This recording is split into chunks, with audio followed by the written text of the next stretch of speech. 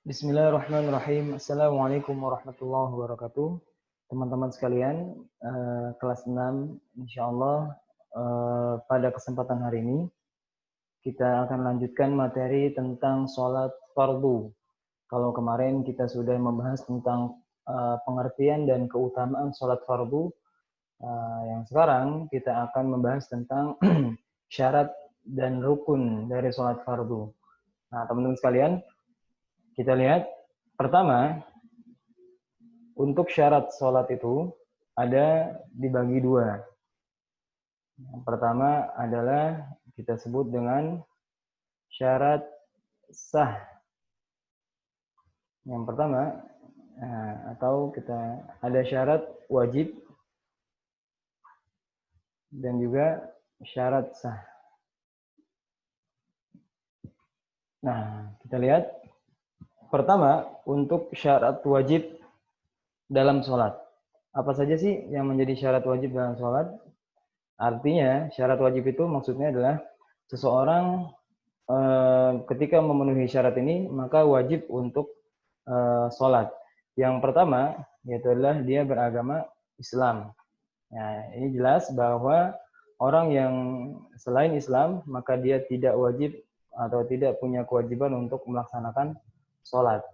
Nah, jadi yang pertama syaratnya adalah dia harus beragama Islam. Lalu kemudian syarat yang kedua adalah baligh. Ya, syarat yang kedua adalah baligh. Baligh itu sudah mencapai usia dewasa. Jika laki-laki dilihat dari ketika dia sudah mengalami mimpi. Jika perempuan maka dia diketahui dengan ketika sudah mengalami haid. Itu disebut dengan baligh. Ketika seseorang belum mencapai usia baligh, apakah wajib sholat? Secara hukum belum, namun Rasulullah menganjurkan jika anak usia 7 tahun maka perintahkanlah untuk sholat, dan jika dia sudah berumur 10 tahun maka jika dia tidak mau sholat maka pukullah. Gitu. Jadi pukul di sini bukan berarti pukul dengan kekerasan, tapi dengan cara untuk mendidik. Jadi Rasulullah sudah menganjurkan anak di usia 7 tahun itu untuk diperintahkan untuk melaksanakan sholat. Ya, yang berikutnya adalah yang pertama Islam, yang kedua baligh, yang ketiga adalah berakal. Ya, berakal. Nah, berakal maksudnya orang yang mempunyai akal sehat. Jadi jika ada orang yang dalam kondisi gila, maka dia tidak wajib untuk melaksanakan sholat. Yang berikutnya adalah suci dari haid dan nifas. Suci dari haid, nah ini khusus wanita. Haid itu adalah darah yang keluar biasanya 1 bulan sekali. Kalau nifas itu adalah darah yang keluar setelah seseorang itu melahirkan. Nah, ini yang disebut dengan syarat wajib. Kemudian ada yang disebut dengan syarat sah. Syarat sah itu adalah ketika seseorang ini memenuhi syarat-syarat berikut, maka sholatnya baru dianggap sah. Yang pertama, syarat sah itu adalah ketika dia sedang melakukan niat. Nah, jadi seseorang itu harus ketika sholat, dia harus niat. Nah, niatnya untuk apa? Maksudnya dia niat sholat apa? Jangan sampai ketika di rakaat kedua, dia baru berniat, oh saya mau melaksanakan sholat zuhur. Nah, itu sholatnya tidak sah, gitu. Karena dia baru niat di pertengahan sholat. Nah, jadi kita harus niat dulu, ini sebelum kita sholat, kita harus niat kita mau sholat apa. Seperti itu. Yang berikutnya adalah, selain niat, ada mengetahui masuknya waktu sholat. Gitu. Mengetahui masuknya waktu sholat. Oke. Nah, berikutnya, jadi kita harus tahu, kalau sekarang lebih mudah, ada jam dan juga azan sudah bisa kita dengarkan. Jadi kita lebih mudah mengetahui waktu sholat. Suci dari hadas kecil ataupun hadas besar. Ya, jadi suci dari hadas. Hadas itu adalah sesuatu yang terjadi pada kita, dalam diri kita, sesuatu yang keluar dari 2 lubang ya.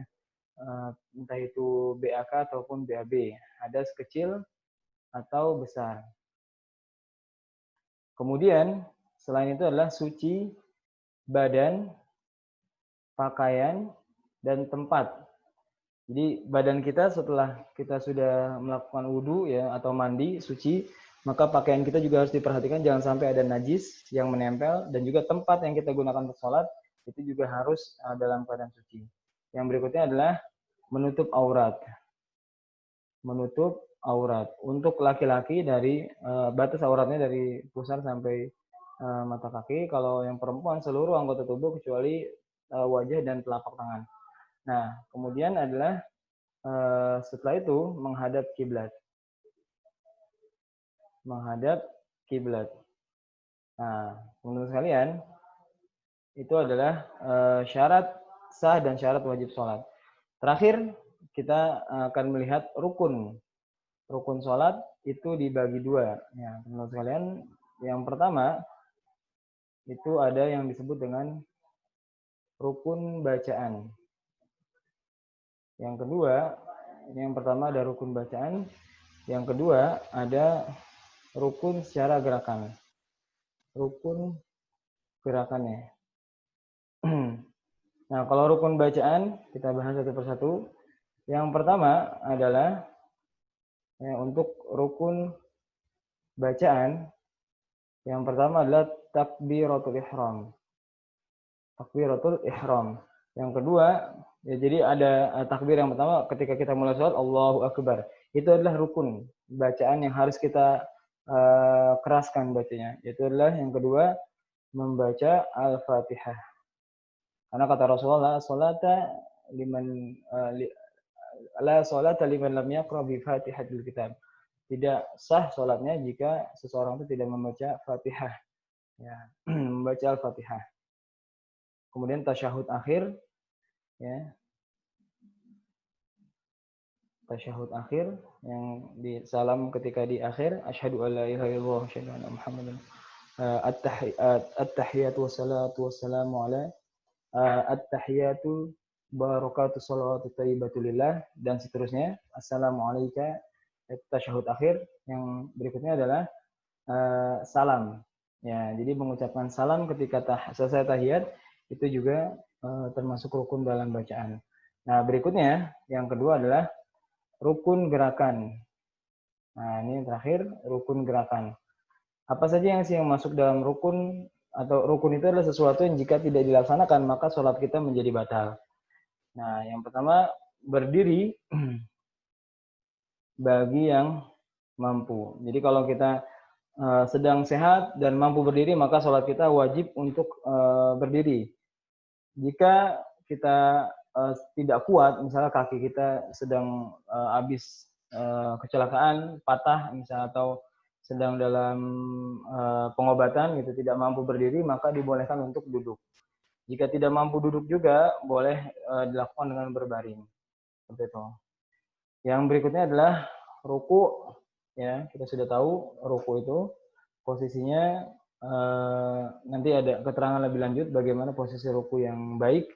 Yang kemudian adalah i'tidal. I'tidal itu adalah bangkit dari ruku. Pastikan posisi badan kita harus tegak terlebih dahulu, baru kemudian kita sujud. Ya. Jadi setelah ruku, i'tidal, kemudian sujud. Lalu kemudian duduk di antara dua sujud. Ya, duduk di antara dua sujud. Lalu kemudian duduk tasyahud. Tasyahud akhir. Ini juga masuk ke dalam rukun. Kemudian tertib atau berurutan. Berurutan itu maksudnya ya dari ruku yang tidak sujud. Jangan sampai kita setelah membaca Fatihah kita langsung sujud gitu. Lalu baru ruku dan seterusnya. Itu namanya tidak beraturan, tidak tertib. Maka tidak sah. Nah, yang ke-8 yang tidak kalah penting adalah tumak ninah. Tumak ninah itu adalah berhenti sejenak gitu sampai perpindahan dari gerakan satu ke gerakan lain itu dalam posisi tenang gitu, tidak terburu-buru. Jadi ketika kita ruku, bangkit dari ruku, itu pastikan posisi badan kita sudah lurus, baru kita sujud. Itu disebut dengan tumak ninah. Jadi perpindahan dari gerakan satu dengan gerakan lain itu dalam keadaan tenang, ya tidak tergesa-gesa. Jadi Rasulullah pernah menegur seseorang yang sholatnya cepat gitu. Hadisnya hadis rajulun musii'u sholatahu. Jadi hadis ketika seseorang itu melakukan sholat, gerakannya sangat cepat. Rasulullah dia memberikan salam kepada Rasulullah. Rasulullah menjawab, Rasulullah mengatakan kepada dia, irji fasolli fa innaka lam tusolli. Kembalilah, sholatlah, sesungguhnya kamu belum sholat. Kedua kalinya juga sama, orang itu masih cepat ya sholatnya.